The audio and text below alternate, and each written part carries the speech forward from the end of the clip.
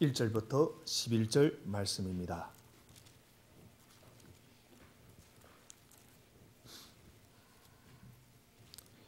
시도 경고로この 5章の1節から11節です。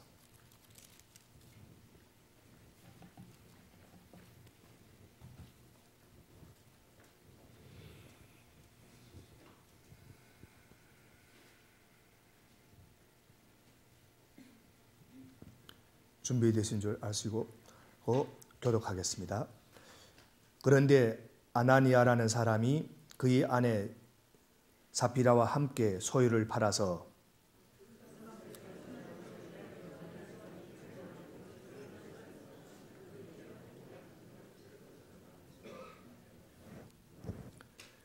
그때 베드로가 이렇게 말하였다.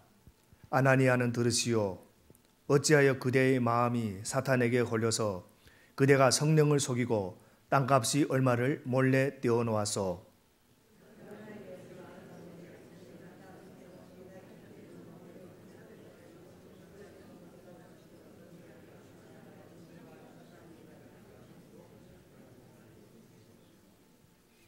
아나니아는 이 말을 듣고 그 자리에서 쓰러져서 숨졌다. 이 소문을 듣는 사람은 모두 크게 두려워하였다.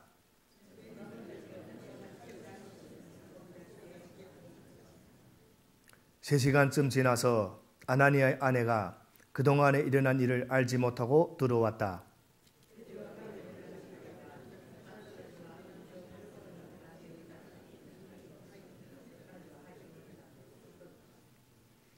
베드로가 그 여자에게 말하였다.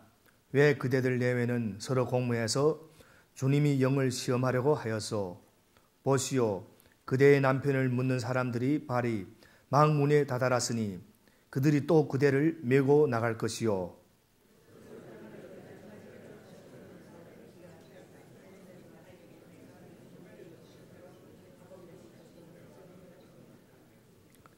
(11절) 함께 읽겠습니다. 온 교회와 이 사건을 듣는 사람들은 모두 크게 두려워하였다. 아멘.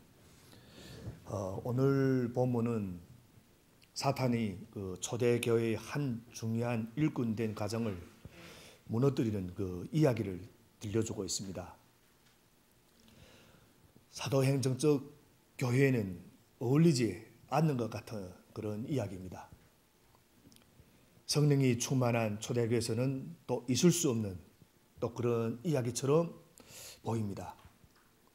그러나 성경은 진실을 숨기지 않습니다. 있는 그대로 좋은 이야기만 기록하지 않고 있는 그대로 드러내서 우리를 교훈하고 있습니다. 이것이 또한 우리 인간들이 편집한 그 역사와는 전혀 다른 것입니다. 성경에서는 하나님이 마음에 합한 자라고 해서 다윗을 우상화해서 어떻게 하나님을 잘 믿었는가 이런 좋은 것만 기록하지 않습니다. 다윗이 범한 범죄를 있는 그대로 기록합니다. 이스라엘 조상인 아브라함이 그 믿음이 본보기인 그 아브라함의 실수도 있는 그대로 기록합니다. 오늘 본문 금방 읽은 이 사건이 개요는 이렇습니다. 그 아나니아라는 사람과 사피라라는 사람이 자기 땅을 팔아서 헌금을 했는데 이 부부가 땅을 판 값 전부를 약속대로 헌금하지 않고 일부를 감추고 그리고는 전부를 다 한 것처럼 거짓말을 했습니다. 그때 당시 베드로는 또 성령의 특별한 그 은사를 가지고 있었기에 또 그 사실을 알게 되었습니다. 아나니아를 책망하니 아나니아가 베드로의 말을 듣고 그 자리에서 죽었습니다. 아나니아가 죽은 후 3시간 후에 그 아내 사피라가 돌아왔습니다. 남편 아나니아가 죽은지 모르고 베드로가 아나니아에게 그 질문을 똑같은 질문을 했는데 동일하게 사피라도 거짓말을 합니다. 그 즉시 사피라도 남편 아나니아처럼 쓰러져 죽습니다. 어떻게 보면 너무나 충격적인 사건인 겁니다. 오늘날 우리 인본주의가 주류를 이루는 이 현대 사회에서는 이해할 수 없는 사건이고 하나님에 대해 오해를 충분히 할 수 있는 이런 사건인 겁니다. 이 이야기가 우리에게 모두에게 충격적인 이유가 무엇인가? 아나니아와 사피라라는 그 성령 충만한 초대교회의 중요한 일꾼이었다 하는 것입니다. 오늘 본문을 보면 자신이 재산을 다 팔아 비록 일부러 감추기는 했지만 그것을 교회에 바칠 정도로 열심히 신앙생활했던 사람이라 하는 것입니다. 하나님이 그들이 행위에 대해서 죽음을 내린다. 이것은 어쩌면 너무 하신다 하는 느낌이 있습니다.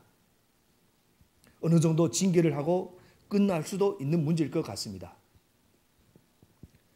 그러면 하나님은 왜 이런 충격적인 사건을 일으켰는가? 이런 질문을 가지고 오늘 본문을 우리 자세히 살펴보기를 원합니다. 오늘 본문을 상세히 살펴보기 전에 우리 성경 한 구절을 찾아서 제가 읽어드리겠습니다. 마태복음 12장 31절 말씀인데 마태복음 12장 31절 말씀입니다. 빨리 찾을 수 있는 분들은 찾아서 우리 함께 읽어보겠습니다. 마태복음 12장 31절 말씀 제가 천천히 읽겠습니다. 그러므로 내가 너희에게 말한다. 사람들이 무슨 죄를 짓든지 무슨 신성 모독적인 말을 하든지 그들은 용서를 받을 것이다. 그러나 성령을 모독하는 것은 용서를 받지 못할 것이다. 성령을 모독하는 것은 용서를 받지 못할 것이다. 이 말씀을 기억하고 오늘 본문 우리 함께 보시기 바랍니다. 그래서 오늘 이 사건을 이해하기 위해서는 우리 4절 후반부에 나오는 초대교회 성도들이 공동체 생활의 모습을 우리 먼저 다시 한번 살펴볼 필요가 있습니다. 우리 4장 32절부터 35절을 우리 찾아서 함께 읽어보겠습니다. 4장 32절부터 35절 말씀입니다. 시작. 많은 신도가 다 한마음과 한뜻이 되어서 아무도 자기 소유를 자기 것이라 하지 않고 모든 것을 공동으로 사용하였다. 사도들은 큰 능력으로 주 예수의 부활을 증언하였고 사람들은 모두 큰 은혜를 받았다. 그들 가운데는 가난한 사람이 한 사람도 없었다. 땅이나 집을 가진 사람들은 그것을 팔아서 그 판돈을 가져다가 사도들이 발 앞에 놓았고 사도들은 각 사람에게 필요에 따라 나누어 주었다. 인류 역사에 이런 공동체가 또다시 있을 수 없을 정도로 완전하고 이상적인 사랑의 그 공동체의 모습을 보여줍니다. 초대교회. 그래서 그 가운데서 특별히 그 36절부터 37절에 보면 한 사람의 행동을 더 주목해서 기록합니다. 우리 36절, 37절도 우리 함께 읽어보겠습니다. 4장 36절, 37절 시작. 기프로스 대생으로 네 사람이요 사도들에게서 바나바 곧 위로의 아들이란 뜻의 별명을 받은 요셉이 자기가 가지고 있는 밭을 팔아서 그 돈을 가져다가 사도들이 발 앞에 놓았다. 바나바 이름은 위로의 아들이라는 뜻입니다. 오늘날 우리 권사의 직분 이제 24일에 권사님 두 분 주임하시는데 권사의 직분 그 의미가 바로 위로자라는 뜻이 있습니다. 그래서 슬픔 당하고 어려움 당하는 이웃을 위로하는 직분이 이 권사 직분입니다. 그런데 지금 바나바가 땅을 팔아 그 엄청난 액수를 교회에 기부한 사실이 이 초대교회의 모든 성도들에게 큰 은혜와 도전이 되었다고 합니다. 이것이 사상에 나타난 초대교회의 초기 공동체의 모습입니다. 그런데 바로 이 공동체에 무서운 죄가 들어왔던 겁니다. 바로 이 아나니아와 삽비라 부부를 통해서 들어왔습니다. 오늘 보면 1절, 2절 우리 다시 한번 함께 읽겠습니다. 1절, 2절입니다. 그런데 아나니아라는 사람이 그의 아내 삽비라와 함께 소유를 팔아서 그 값이 얼마를 따로 떼어놓았는데 그의 아내도 이것을 알고 있었다. 그는 떼어놓고 난 나머지를 가져다가 사도들이 발 앞에 놓았다. 바나바가 성령의 감동으로 땅을 팔아 그 돈을 공동체에 내놓으니 하나님께는 영광이고 그 영광을 드러낸 바나바도 많은 사람들이 그 존경을 받게 되었습니다. 그런데 이 바나바를 부러워한 사람들이 있었습니다. 바로 이 아나니아와 삽비라였습니다. 이들도 속으로 우리도 땅이 있으니 팔아서 헌금하자. 그러면 사도들과 성도들이 우리들도 우리를 바나바처럼 존경할 것이다. 이렇게 생각하고 빵을 팔고 돈을 만들었던 겁니다. 사실 이렇게 자기 집이나 땅을 팔아서 헌금하는 것은 옛날이나 지금이나 쉬운 일 아닙니다. 여러분이 교회에 재정이 필요하다고 해서 집을 팔아서 헌금을 하실 수 있겠습니까? 쉬운 일 아닙니다. 그런 의미에서 겉으로 볼 때는 이 부분은 정말 괜찮은 성도인 것입니다. 그런데 중요한 것은 목적과 동기였다 하는 것입니다. 하나님께서 어떻게 생각하느냐가 제일 중요한데 그들은 하나님보다 사람들이 어떻게 생각할까 여기에 더 관심이 있었던 겁니다. 여기서 문제가 시작된 겁니다.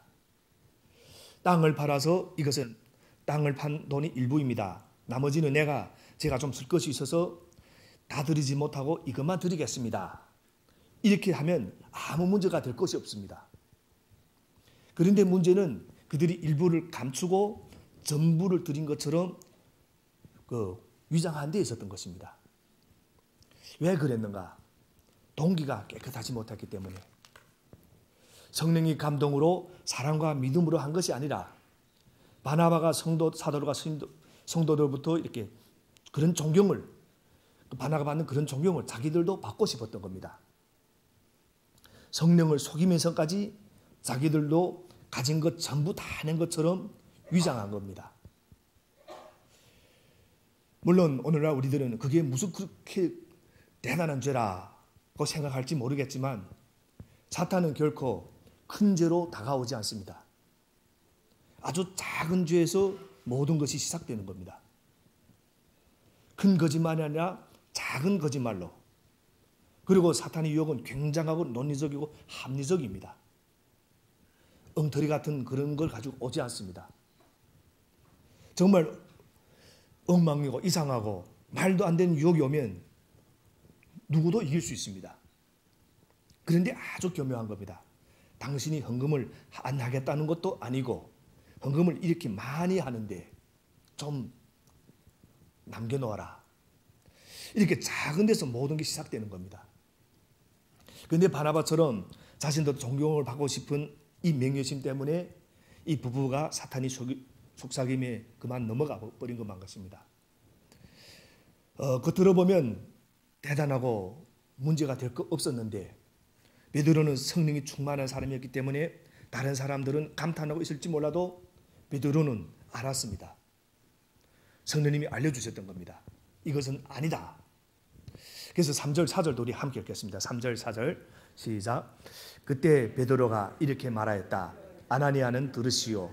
어찌하여 그대의 마음이 사탄에게 홀려서 그대가 성령을 속이고 땅값이 얼마를 몰래 떼어나왔소. 그 땅은 팔리기 전에도 그대의 것이 아니었소. 또 팔린 뒤에도 그대의 마음대로 할 수 있었던 것이 아니었소.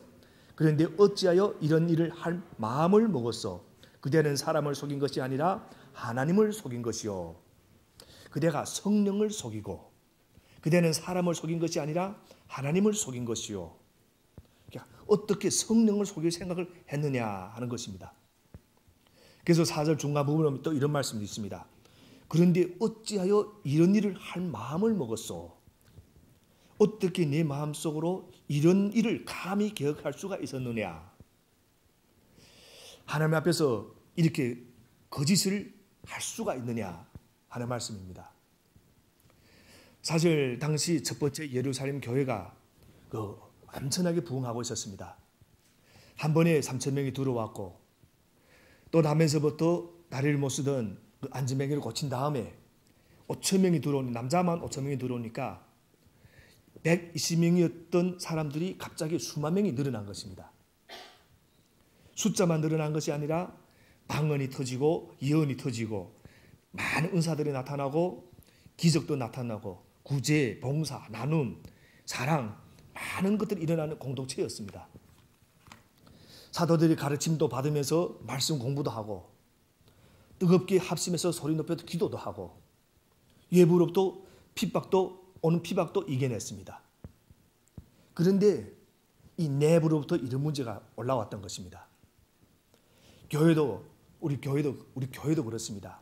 아무리 수가 늘어나고 성경 공부를 많이 하고 제자 훈련하고 사랑의 나눔이 많고 아무리 훌륭해도 거기에 거짓의 영, 속인 영이 들어오면 그 모든 놀라운 것들이 다 무너지는 것입니다. 거짓이 그렇게 무서운 것입니다. 여러분, 하나님은 진리시지만 사탄은 거짓말쟁이입니다. 사탄의 이름 뜻이 바로 거짓말하는 자. 저희들이 성경을 제일 처음 보면 선악과를 먹도록 꼬이던 때부터 아담과 하와를 꼬일 때부터 사탄은 거짓말하는 자임을 드러냅니다. 그래서 우리가 농담이라도 이 거짓말을 안 하도록 힘을 써야 되는 것입니다.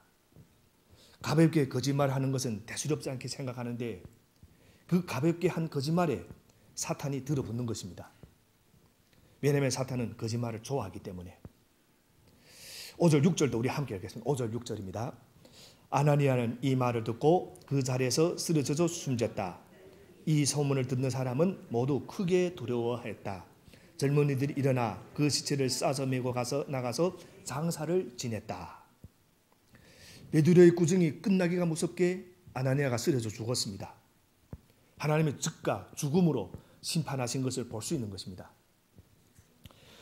초대교회 예루살렘 교회의 성도들이 전 재산을 사도들이 발 앞에 가져온 것은 사실 그때 강렬하거나 의무가 있어서 그런 것이 아니라 강압이 한 것도 아니었습니다. 자발적으로 기뻐서 가져왔던 겁니다. 누가 그렇게 못했다고 해서 뭐라고 할 사람도 없었습니다. 바치려고 했다가도 어떤 사정이 생겨서 다 바치지 못하게 되면 하여튼 다 바치려고 했는데 좀 사정이 있어서 요것만은 좀 이거면 좀 남기겠습니다 하면 하나님이 뭐라고 하지 않으십니다. 결국 물질의 주인은 하나님이심을 인정해드리고 하나님 앞에 그냥 나갔으면 아무 문제가 없었습니다. 하나님이 원하시는 것은 우리 돈이 아니기 때문에 온 우주에서 가장 부자이신 하나님이 우리 그 돈, 몇 푼 안 되는 돈을 필요 하시겠습니까? 그런데 여기에는 누가 주인인가를 하나님은 중요하게 생각합니다. 왜 그러는가? 우리를 억압하고 누르기 위해서 그런 것이 아니라 하나님이 성경에서 하라고 하신 것과 하지 말라고 하신 것을 그대로만 우리가 지키고 살면 우리에게 유익하기 때문에 하나님은 우리를 또 만드셨기 때문에 어떻게 하면 우리에게 좋고 어떻게 하면 우리에게 해가 되는지를 하나님은 너무나도 잘 아십니다. 그래서 하나님은 우상 숭배나 악한 것을 하지 말라고 하시는 겁니다. 우리를 위해서. 그런데 아나니아와 삽비라 부부는 이 순간에는 내가 주인이다. 하나님도 모르시겠지. 이렇게 나가다가 이제 불행한 일을 당하고 만 것입니다. 7절 8절도 우리 함께 읽겠습니다. 7절 8절입니다. 3시간쯤 지나서 아나니 아내가 그동안에 일어난 일을 알지 못하고 돌아왔다. 베드로가 그 여자에게 물었다. 그대들이 판 땅값이 이것뿐이요. 어디 말해보시오. 그 여자가 대답했다. 예, 그것뿐입니다. 너무나 불행한 일인 것입니다. 베드로가 삽비라에게 아나니아가 사도리 발 앞에 가져놓은 것을 가리키면 이것이 전부냐 하고 묻습니다. 회개의 기회를 주고 있는 겁니다. 너라도 빨리 회개하고 돌아와라 하는 마지막 기회였습니다. 여호수아서를 보면 7장을 보면 아간이 하나님이 그것을 훔친 다음에 이스라엘 군대가 아이성 전투에서 패배하는 그런 장면이 나옵니다. 당연히 이겨야 할 전투였는데 아주 약한 성이었는데 결국 패배했습니다. 그 까닭을 하나님이 알려주십니다. 누가 물건을 훔쳤다. 그래서 제비를 뽑아서 범인을 찾게 되는데 이제 12지파의 그 대표가 나와서 제비를 뽑게 됩니다. 그랬더니 아간이 속한 유다 지파가 뽑힙니다. 유다 지파에 속한 족장을 다 나와서 뽑아보니까 아간이 속한 세라 족속이 뽑힙니다. 세라 족속에 속한 가문이 대표 다 나와서 뽑으니까 아간이 속한 삽디 가문이 뽑힙니다. 하나님이 범인인 아간을 지목하시며 단번에 저 아간을 잡아내라. 충분히 할 수 있었습니다. 그런데 왜 제비를 뽑는가? 그 과정 자체가 아간에게 회개의 기회였던 것입니다. 기회를 끝까지 주시는 겁니다.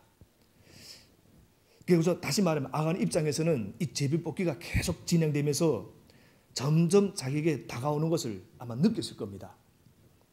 그러면 자기를 겨냥하고 있는 것을 알고 빨리 깨달아야 했습니다. 왜냐하면 거기에 훔친 사람은 자기밖에 없었기 때문에. 그리고 나와서 용서를 빌면 되었습니다. 그런데 자기 가문이 남자들을 뽑히는 마지막 순간까지 그렇게 하지를 않습니다.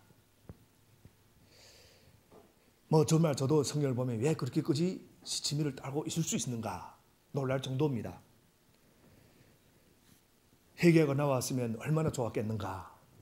그런데 아간은 하나님도 모르겠지. 마지막까지 모르겠지. 설마 하나님이 알 수 있을까? 결국 아간은 끝까지 회개하지 않다가 목숨을 잃고 맙니다.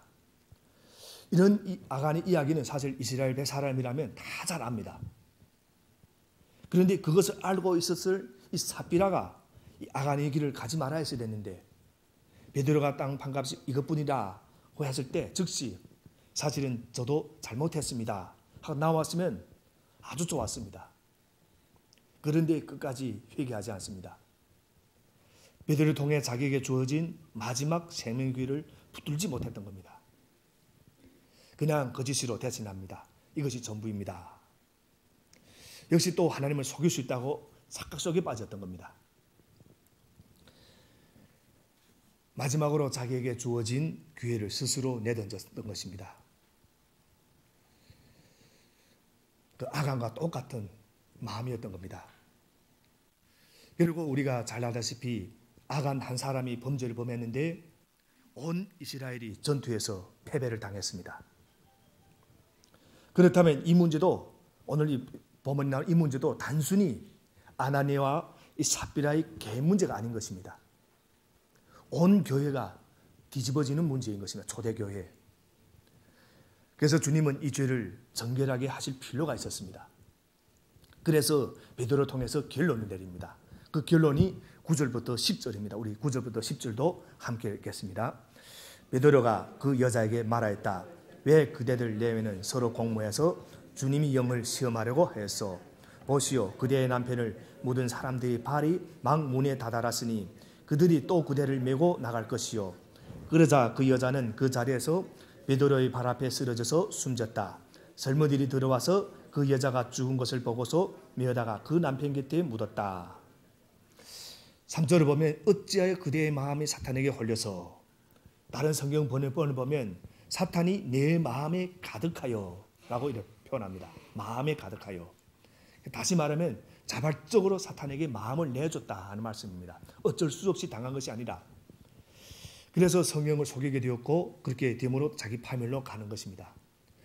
11절 말씀도 함께 읽고 말씀을 정리하겠습니다. 11절 말씀입니다. 온 교회와 이 사건을 듣는 사람들은 모두 크게 두려워하였다. 아나니아와 삽비라의 죽음은 한창 부흥하던 초대교회에 큰 충격을 주었습니다. 성도들은 크게 두려워했고 또 큰 두려움에 사로잡히게 되었습니다. 종교 지도자들이 베드로와 요한을 체포해서 베드로와 요한이 잡혀갔을 때도 이들은 두려워하지 않았습니다. 또 예보의 핍박은 함께 기도함으로써 이겨낼 수 있었습니다. 그러나 교활한 사탄은 믿음의 공동체 안에 거짓 시험을 퍼뜨리려고 했던 것입니다. 그래서 사람들은 이 사건으로 인해서 거룩하신 하나님께 굉장히 두려움을 느끼게 되었다 하는 말씀입니다. 그러면 우리가 여기서 이 두려움, 이 말씀을 우리가 잘 이해해야 됩니다. 이 두려움은 무서워서 벌벌 떠는 것이 아닙니다. 어떤 것인가? 이 두려움은 경외한다, 존경하고 존중한다 하는 두려움입니다. 내가 누군가를 존경하면 그 앞에서 우리가 함부로 못합니다. 여러분들, 우리 사람도 존경하는 사람 앞에서는 함부로 못합니다. 내가 누구를 존경하지 않으니까 우리가 그 사람 앞에서 마음대로 하는 겁니다. 그러니까 하나님을 더 존경하고 존중하는 마음이 크게 생겼다. 이 말씀입니다. 11절 말씀은. 그래서 여기까지 우리가 말씀 쭉 들으면 그래도 어떤 분들이 이럴 겁니다. 그래도 아나니아와 삽비라 부부를 죽인 것은 하나님이 너무 하신 것이 아닌가, 뭐 이렇게 생각할지도 모르겠습니다. 물론 그렇게 생각할 수도 있습니다. 하지만 우리가 여기까지 말씀 듣고서 물어야 할 진짜 질문은 그런 질문이 아니라, 하나님이 너무해 하는 게 우리가 물어야 할 질문이 아니라, 나도 똑같은데 나는 왜 안 죽는가, 이 질문을 우리가 해야 되는 겁니다. 나도 똑같은데 나는 왜 안 죽는가. 사실 오늘 본문에 나오는 아나니아와 삽비라 부부 정도의 열심이 우리에게 있는가 하면 그렇게 없습니다. 그 정도 헌신도 우리는 없습니다. 자기 집을 다 팔아서, 땅을 팔아서 할 그 정도의 헌신도 없습니다. 그런데도 우리는 멀쩡하게 살아가고 있다는 것이 이 하나님의 은혜가 아닌가.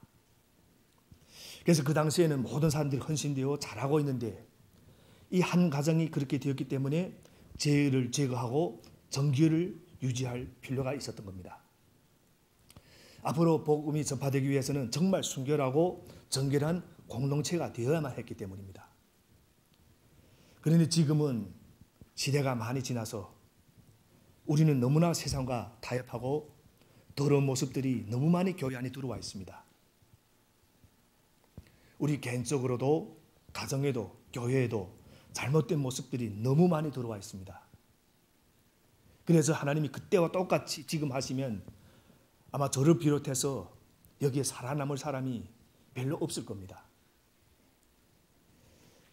그래서 하나님이 우리에게 말씀드림에 우리는 하나님이 지금 우리에게 공의를 베풀어 주시고 계신다. 그래서 우리가 이럴 때 한 가지 우리가 생각해야 될 것이 있습니다. 법칙 중에 그 하인리히 법칙이라는 법칙이 하나 있습니다. 그 대형 사고가 가끔 이렇게 터집니다. 그런데 그 대형 사고가 갑자기 팍 터지는 것이 아니라, 터지기 전에는 반드시 어떤 그런 징조들이 있다 하는 것입니다. 그와 관련된 수많은 사고와 징조들이 있었고, 그런 것이 계속 조금씩 일어나다가 어떤 한 사건으로 크게 폭발하는 것입니다. 예를 들어 어떤 산업재해가 이렇게 발생했을 때 죽은 사람, 크게 다친 사람 한 명이 나오면 그 전에 똑같은 원인으로 가볍게 다친 사람이 한 30명 정도 있었다. 그리고 같은 원인으로 부상을 당할 뻔했던, 당하진 않았는데 당할 뻔했던 사람들이 한 300명 정도가 있었다. 그래서 이 법칙을 1, 30, 100, 300 이 법칙이라고 합니다. 그러니까 큰 사건은 항상 사소한 것을 방치해 놓을 때 발생한다. 여러분, 아나니아와 삽비라가 안 믿는 사람들이 아니었습니다. 이들은 내부 사람들이었고 초대교회 성도들이었고, 그것도 아주 열심히 믿는 중직자들이었습니다. 그런데도 사탄에게 마음을 열어주고 말았던 겁니다. 이것을 볼 때 이들이 당시 초대교회에서 열심히 어떻게 신앙생활을 했는지는 모르겠지만, 결국 이들이 가졌던 믿음은 성경이 가르쳐주는 그런 믿음이 아니라 단순히 인간의 종교심이었다 하는 것을 우리가 깨달을 수 있습니다. 종교심. 우리가 이렇게 믿음 생활을 하면서 신앙생활을 하다 보면 이 종교심과 이 믿음 생활을 혼돈하는 경우가 있습니다. 이 종교심은 무엇인가 하면 시작도 끝도 다 자기입니다. 자기가 하나님을 찾습니다. 자기가 원하면 하고 원하지 않으면 안 하고, 자기가 뭔가 하려는 마음이 들면 열심히 하고, 그런 마음이 안 들면 안 합니다. 그게 종교심인 겁니다. 그런데 믿음은 무엇인가? 시작도 끝도 하나님이 주체에 있습니다. 비록 나는 지금 별로 하나님을 찾는 기분이 아니라도, 하나님 찾고 싶은 기분이 아니라도 하나님이 먼저 내게 와주셨기 때문에 감사해서, 하나님이 그렇게 또 먼저 해주신 걸 감사해서 반응하는 것, 이것이 믿음인 것입니다.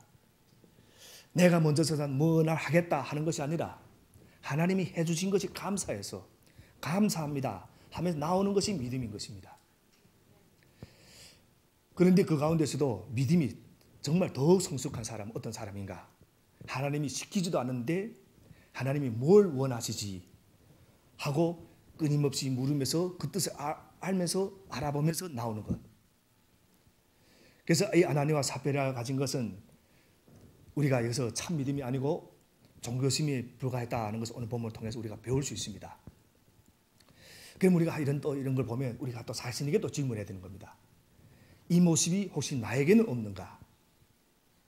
이 성경의 말씀은 항상 자신에게 질문해야 됩니다.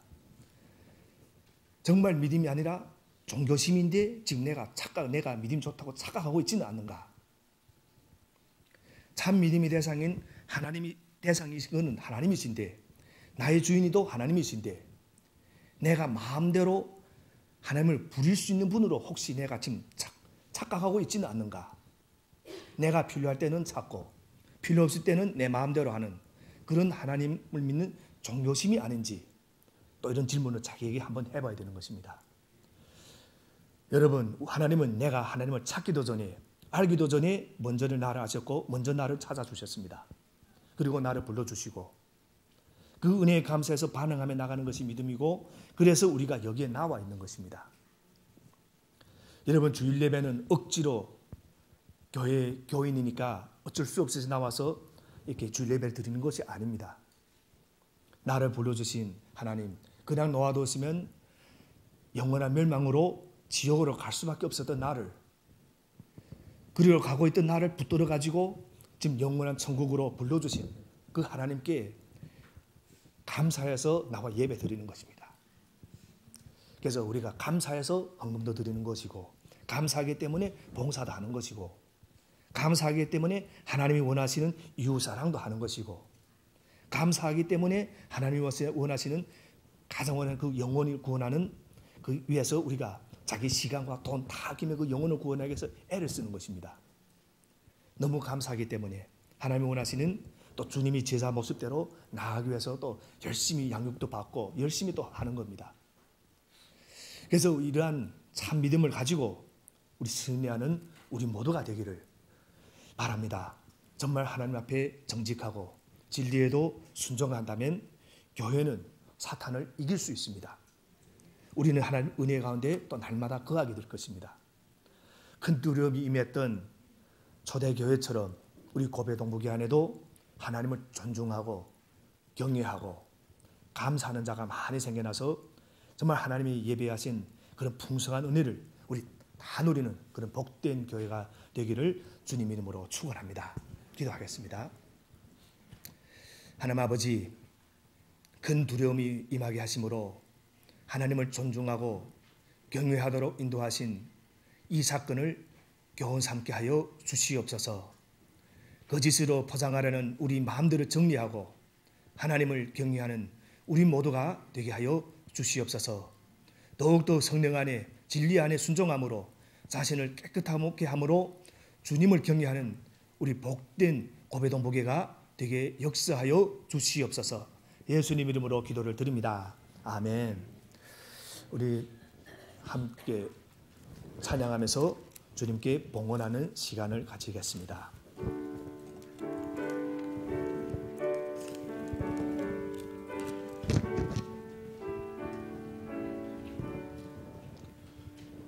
내게 있는 모든 것을 아낌없이 바치네.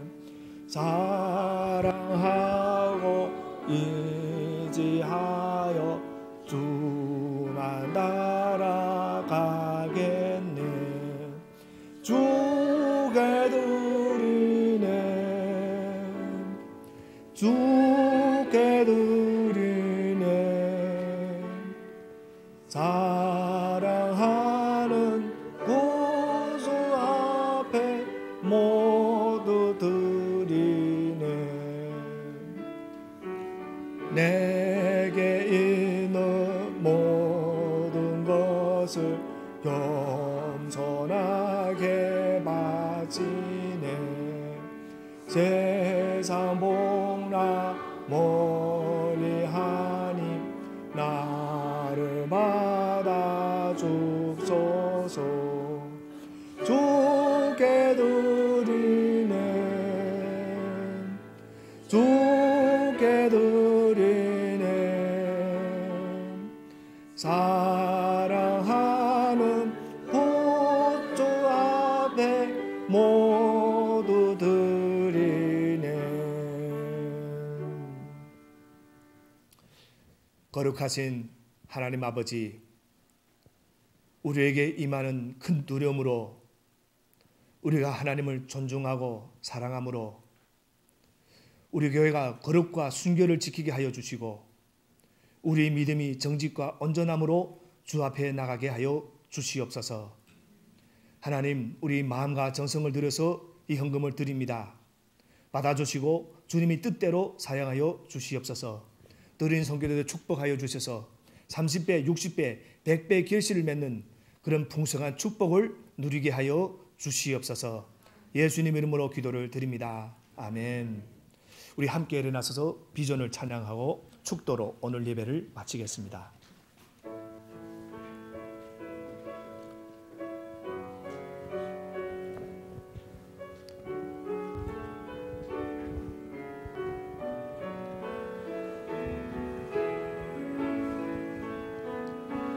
우리 보좌 앞에 모였네.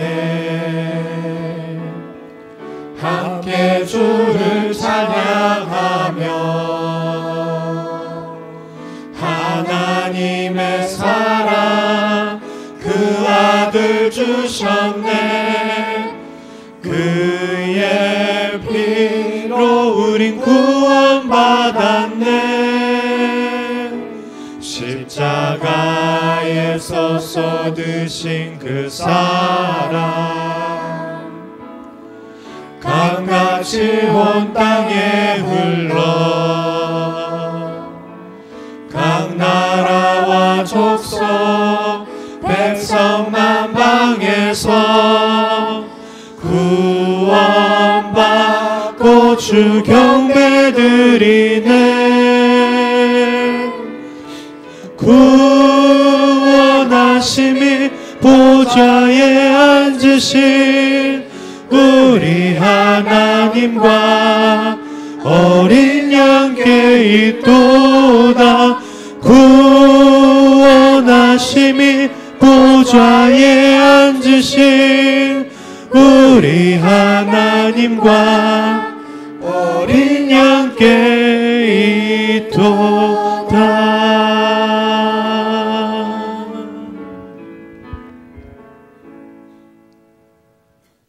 여호와는 내게 복을 주시고 너를 지키시기를 원하며 여호와는 그 얼굴로 내게 비치사 은혜 베푸시기를 원하며 여호와는 그 얼굴을 내게로 향하여 드사 평강 주시기를 원하노라.